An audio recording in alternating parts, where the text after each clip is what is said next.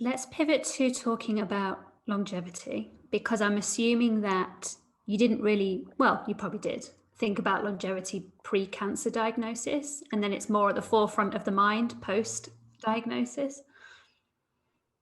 Yeah, so look, this is something that's lurking in everyone's life, and it tends to be milestones that bring it to the front of mind when you turn 30 or when you turn 40 or when you turn 50.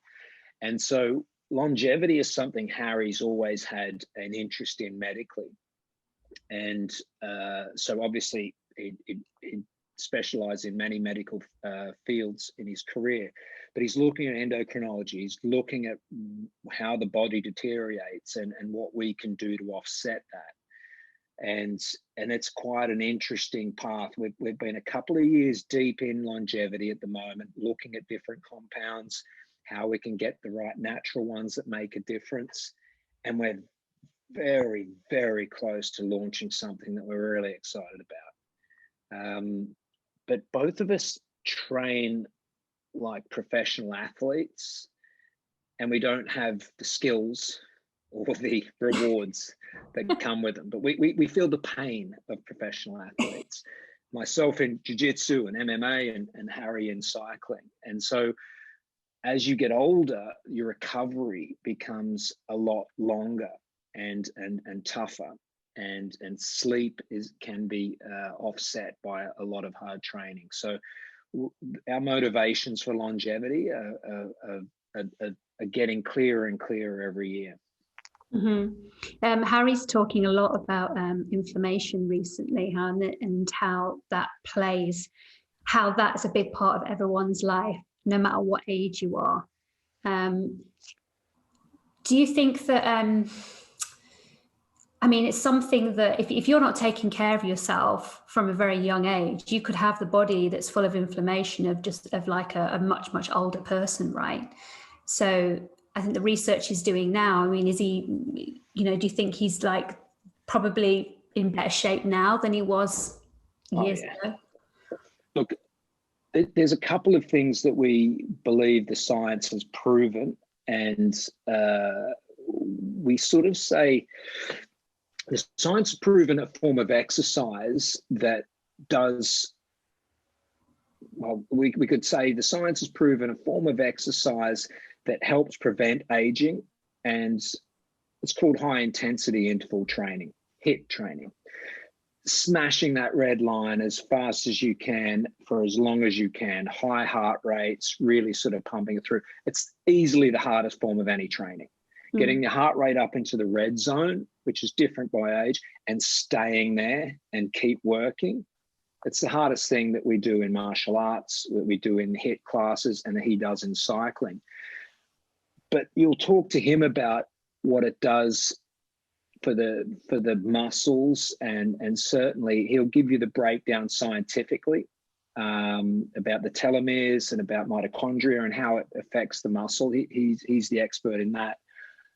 For me, it pushes me so hard that the endorphins kick in an hour later and I rest better. And so we know that form of training is great for longevity. However, it produces a lot of inflammation. And what we call DOMS in the physical industry. And my gym, we've got Elevate Martial Arts, my martial arts gym in Richmond. We've done a lot of work with pro athletes as well as the general public about high intensity interval training, and then how you can recover from that. And so Harry's done a lot of stuff on ice baths, on different forms of recovery that the cyclists do, whether it be these little things that squeeze their legs. All this is to do with inflammation. So how we can get inflammation out of our bodies as quick as possible so we can recover and then perform the next day. And when we were starting to do a lot of this research in my gym and him with a lot of athletes, everyone would be talking about dropping ibuprofen on the tough training days and just so they could sleep. And Harry would be like, ibuprofen's for really acute pain. It's great, but longer than 48 hours, it can ruin the blood supply into your vital organs. But I was getting, guys would just do it on the way out of intense training. And I'd see it every day. Wow. So that's the norm of. That's the norm with professional athletes, Lisa, and that's the issue. And for these guys, I've got pro MMA and jiu-jitsu people that train. It's just the norm, so they can get up and train the next day, and it's got a long-term devastating impact. So we started introducing CBD and curcumin with our athletes, and for him with a lot of professional cyclists. And here is a natural product that you can reduce the inflammation based on hard training and feel good. And we know these are proven plant compounds with no nasties. So of course, naturally, that is something that we're excited about. So we've just started an extensive 3-phased research program in the UK and in Australia. And we're going to be really excited to see the results of this. So longevity is on the forefront of our mindset. Inflammation is in our lives every day, and we're trying to manage that ourselves, and then just give our information and our products to the public at as best value we can, with the most open and honest approach we can possibly. That's what I love about you and Harry, is that you really do kind of walk the talk. You're in it. You're doing it, you're living this, the experience first with having such a devastating diagnosis. Yeah. And then changing, how much would you say you've changed your life, again, post-cancer diagnosis? You said you were kind of healthy, but was there a point in your life where you didn't really think much about your health? Have you always been into? Yeah. When I got into a corporate mindset, and I just focused on work, my health deteriorated.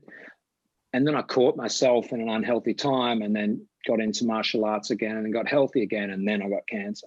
So it's changed my life now because I focus on work that's related to passions.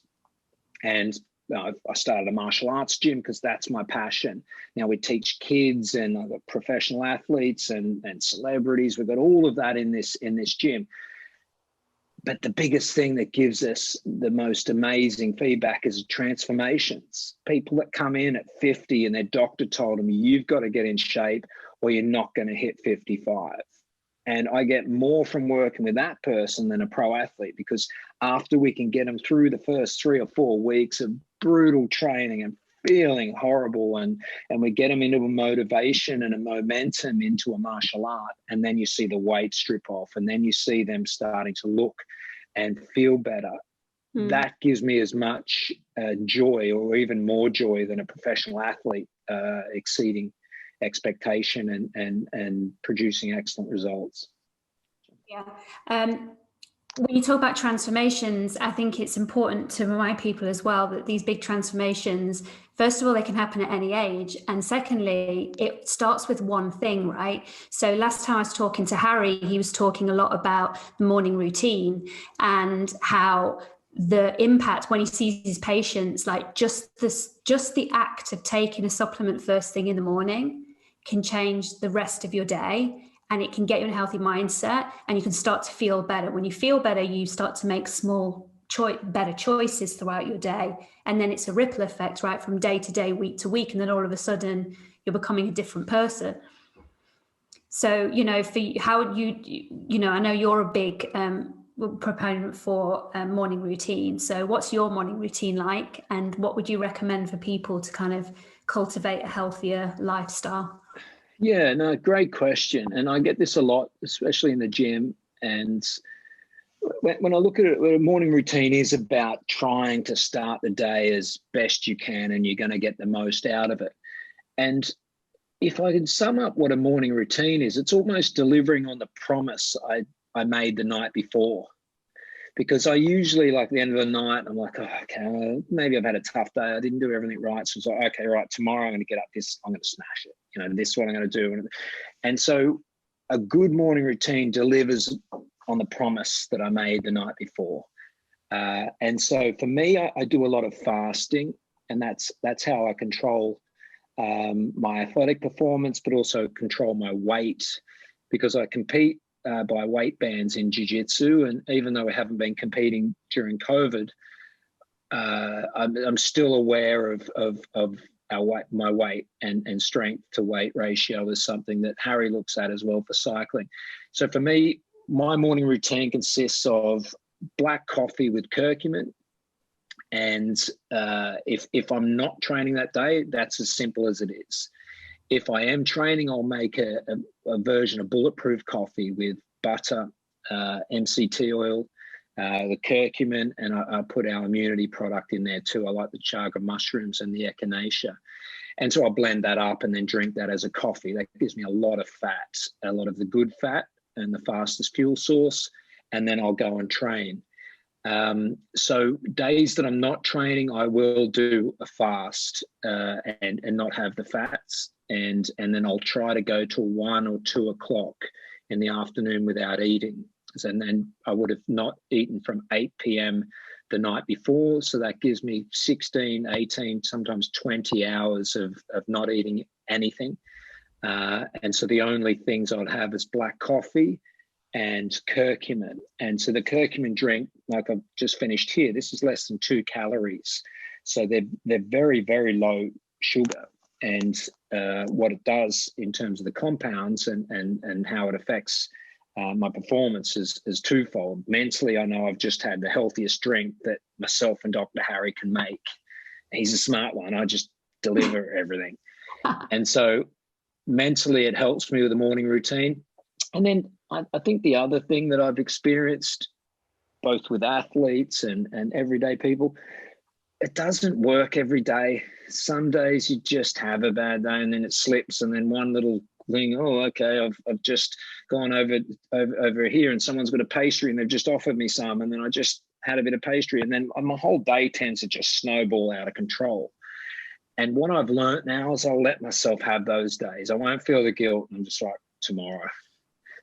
And then it's usually in my mind, and usually the next day I don't feel as well anyway, if I've eaten bad foods, pizza and all of those. So I give diet advice regularly for people. And if they're out of shape, the biggest thing I tell them is trying to get off the carbohydrate cycle of having to eat every 3 hours. And probably the simplest version of this was maybe Tim Ferriss has got one, the 4-Hour Body, that's a low carb, simple to follow routine that I feel has probably got the best strike rate of any of the diets, because it gives you one cheat day every week. And the whole goal of that cheat day is you eat as much of that stuff you're missing. You can go pizza for breakfast if you want, and ice creams, and you just make as much in that 24 hours as you can. And what that does is it doesn't make a diet feel so tragic, because we've all got that little sweet spot. We've all got that one thing or two things that we need. And if you're in a normal diet, so not having that and saying forever no is a bit of an issue. Whereas Ferriss really came up with this excellent idea where it was like, okay, if I go past, for me, it was blueberry muffins at one stage. And I was like, no, I'll have that on Saturday. And so then when Saturday comes around, I'll go to that best bakery and get that blueberry muffin and I'll have it. And then Sunday will come and I'll clean back up again, and 6 days. And there's something that really happens psychologically to make that diet be easy to adhere to. Mm-hmm. So much is psychological, isn't it? So much so, you know. I'm doing a lot of research now into the Stoics and Marcus Aurelius and Seneca and all of those. And these messages have been passed down for thousands of years, and they're so simple, and yet we just don't do them regularly. Mm-hmm. And stress and worry and all of the things in life that become difficult as it is all mental. It is all little cues. So starting the day right or making your bed is a big thing in the military. I can't remember the general now, but he's wrote this book about make your bed or something, and it's about patterns of behavior. Mm-hmm. And there's some real interesting insights and some more on the way about how us humans get in our own way for a lot of times. Like there's no I'm not going to break ground and have breaking news on telling someone how to lose weight. We all know. Yeah. It's exercise and eating better. Like, we all know that, right? Yeah. But we've got rising obesity levels. Mm-hmm. So what is that? Mm. It's fascinating. I think one of the keys to kind of overcoming all of this I think our minds go on overdrive when we feel isolated and deflated. And I think what you're saying and what I've seen from what you do and the people that you're helping, you know, a big part of your gym is community, right? And when you're in a community, and this is also very strongly linked to longevity as well. There's two things that we just discussed. The first of all, the fasting, which I just want you to expand on a little bit, because I think that people are really interested in learning how to fast, and you can start off pretty easy without making any dietary changes, can't you? So if you talk us through that. Yeah, so look, start small. Just say 1 day a week I'm going to fast. So what I'm going to do is just skip breakfast. That's all. Now, there's been a misconception, of which Harry will give you the science behind it. No, breakfast is not the most important meal of the day. No, the food pyramid, all that stuff. Let's just get rid of all that old learning. We all know now. The other thing is fat. People worry about, get zero fat, skim milk. No, that's all wrong, right? The only thing wrong with fat is it has fat in the name. That's it. Healthy fats are good for us. Newsflash. So, not saturated fat, not polysaturated fat, just healthy animal fats or fats from ghee, butter, any of that, from nuts, all that stuff is great. So the big thing for fasting the first time is set a day that you're going to do it, and all you need to do is just get yourself off that carb cycle for 1 day. So finish dinner or snacks, whatever you have, at 8 p.m. And then your goal is to go to 12 p.m. the next day, 12 a.m., p.m. the next day. So you're going to go 16 hours without any food. And you've got a couple of different tools to help you. So you go to bed that night, you get up in the morning. That's going to be the first challenge, because you're naturally conditioned to go there. Your blood sugar's low. You want to have your bread or your cereal or something, whatever your little routine is. You want to have that to spike your blood sugar and give yourself energy, because in your head, that's where you're getting your energy from.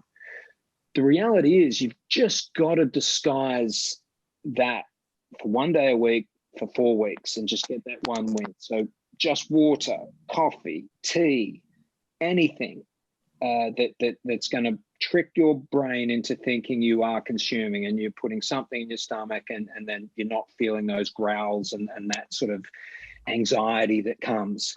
Now, we're dealing with a couple of hormones here called ghrelin and leptin. And Harry will give you the real run through. He's just told me this, and I've learnt it from him. But ghrelin is the hunger hormone. So that's the one that, oh man, I'm hungry, and it'll progressively build. What you can do is you can then drink lots of water. So I went from still and sparkling, and I'll alternate, because they're almost like two different drinks then. That's a good tip. I still got calories as 0 in both ones, but the sparkling is, it's a little bit different, and then still.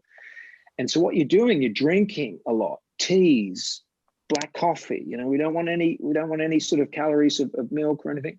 So having that. Now what happens is your stomach expands, and then it produces leptin, the other hormone that tells you are full. So we're dealing with ghrelin and we're dealing with leptin. And you can put links to these for people to look at. And so you just got to trick yourself and get it done 4 times. So whether it's once a week for 4 weeks, or whether it's 4 days in a row, if you can go to 12 and then eat your normal food, go for it. You're unlocking a scientific thing called autophagy, or Harry calls it autophagy. I'm assuming he's got the pronunciation better than me. And that's where your body will replenish its cells. And that means you can't be in digestion for 15, 16 hours for autophagy or autophagy to work. So that's the scientific version of why we do fasting. And for me, it's got to the point now, it's very rare I'll have breakfast. Very rare. I don't miss it. I'm now conditioned not to do that. And so a lot of the times, if I'm training twice a day, I will then have obviously that fat in the coffee with the bulletproof so with the butter and MCT oil, that's not a fasting day for me. If I'm training twice, that's what I'll do, because I need the fats and I need the energy.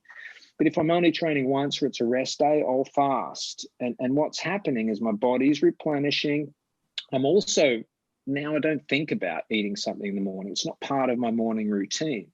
So I jump on calls, or I'd head to the gym or anything like this, and I'll just have black coffee. So for me, then that's my new normal. I don't miss not having an omelette, or I don't miss not having any of that breakfast, because that's a weird part of my day now. If someone invites me to a breakfast meeting and I'll just order coffee, unless it's awkward, right? So then I'll order something. Yeah. Yeah, and it's really interesting how when if you, like you said, just getting over those initial days, how your body actually changes really quickly when you develop that new habit. And actually, I'm the same now. I fast. I don't have breakfast anymore.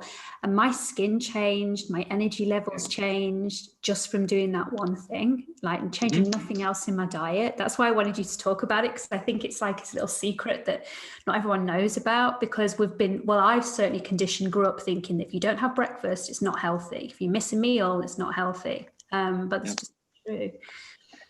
It's there's a lot of talk of diets, so many different things. 5 and 2 is a fasting one that got pretty popular with Mosley and a few others. They're all about calorie restriction, but 1 calorie doesn't equal 1 calorie. So a calorie from a healthy fat like an MCT oil doesn't equal a calorie from a bread.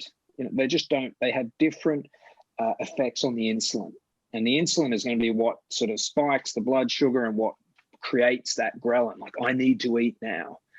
So the biggest learning I had from intermittent fasting is I've got control of my food choices at lunchtime now too.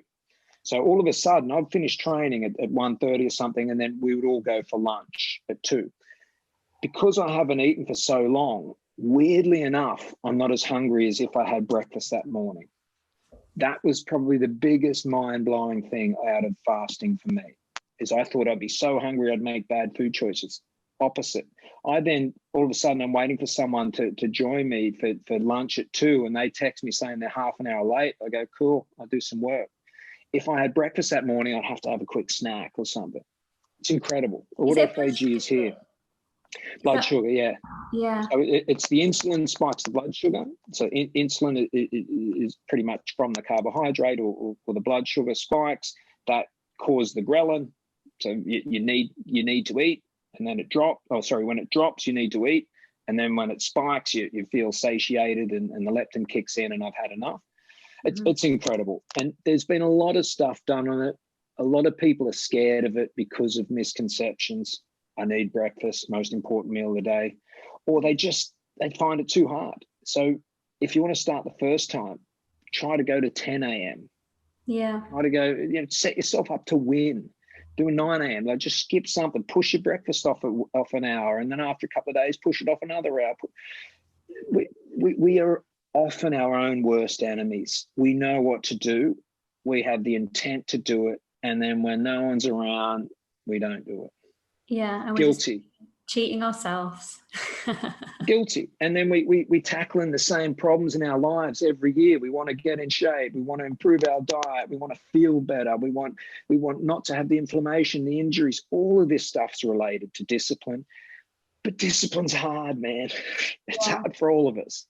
Yeah, but only that initial lifestyle change is really hard when you're in it and in that present moment of like, oh my God, it's morning now. I'm used to having breakfast at this time. Your mind starts racing. I can't do this. I'll never do this. And then looking at the mistake most people make is looking at someone like you who runs a gym and does all of these things like, oh, well, that's just Trent. I could never do that. But essentially, we're all the same, aren't we? We're all human beings. It just, like you said, you've decided to create that discipline in your life and to create that routine to support yourself in order to do it. And again, you're right. And then some of you, I wish I had your discipline. Well, you don't want the cancer I had that caused that discipline, right? So just learn from me, right? I'll take the hit and we all move on. So Lisa, one last thing on fasting. The beauty of fasting is it contains a secret present in there. And what I mean by that is if you can get fasting working for you and you unlock autophagy or autophagy, Dr. Harry, you can then eat whatever you want. So I then, from 8 p.m. the night before, and I won't eat till 2 p.m. But if you see what I eat between 2 p.m. and 8 p.m., you will be astounded in the shape I'm in, because King Henry is probably the way I describe how I eat then. I eat everything. And there'll be cheesecakes in there, Lisa. And cheesecakes from Olenstein are my nemesis. I'll only allow myself to do it twice a week, and that's if I've fasted for 5 days. So I've got that little reward. Right. So I'm then eating a lot of calories in that time. But because the way autophagy works, it's fine. I'm losing body fat, and the hormones are in incredible shape. And you're also letting go and losing that guilt you have surrounding food, because we all do it. And every single person does it. They eat something that's not particularly healthy and they beat themselves up about it. But if you're creating that time, that allowance, you can just look forward to it and let it go, right? Psychological. And the guilty pleasures don't have the guilt anymore. And that's the secret weapon. That's the little present that you can feel good. I get this Olenstein cheesecake and I eat it, no guilt. And that feels good. So hoping this can help. Obviously, Dr. Harry is the brains behind this, and he's working on a lot of things that will help our community improve their lives, improve their health, and improve every goal that they're trying to work towards. One other thing, Lisa, if people are interested, we're doing a lot of research at the moment regarding people's challenges with pain, with inflammation, and then our products. And so we're really keen to hear from anyone that wants to help us understand the human body even further than we do. So I'd encourage you guys to hopefully reach out, and we can include you in some really incredible studies. Yeah, absolutely. We always encourage that back and forth conversation. And Trent's mentioned this numerous times, but our customers are what keep us going, and the reviews that we get from the customers are just like jaw-dropping. Like, I read them every day because it just keeps me focused and keeps us working hard and to keep us going. But it's incredible what people are experiencing through just adding curcumin or CBD to their lives and these supplements. And like Trent said, we're always keen to hear from people. Share your story. We'll throw you a bottle of curcumin your way if you want to share your story. Definitely, it just help us understand how we can help more. So yeah, thanks, Lisa. It's really great what you're doing with our community. Appreciate it. Thanks, Trent. Chat soon.